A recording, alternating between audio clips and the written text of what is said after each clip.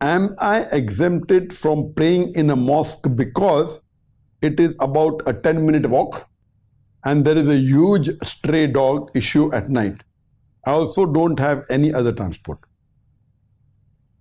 Brother Taha Asim from Pakistan, he is 16 years old. He saying, am I exempted from praying in the mosque because the mosque is 10 minutes walk and at night time there are stray dogs, so am I exempted?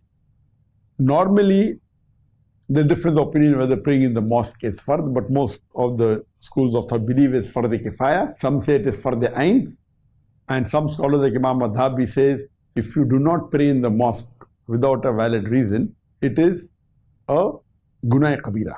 He lists it at 66 major sin in his book Kabair. I also agree that you should pray in the mosque 5 times a day. But according to hadith, there is a hadith in which a blind man asked the Prophet that because I'm blind, I require a person to take me to the mosque. Is it okay if I pray at home? Then the Prophet asks him that, can you hear the adhan? He said, yes. Then he says, answer the call. So based on that, if on a normal morning or night, if you can hear the adhan in your home, then you have to answer the call. So there's no difference of opinion regarding if you can hear the adhan and 10 minutes walk.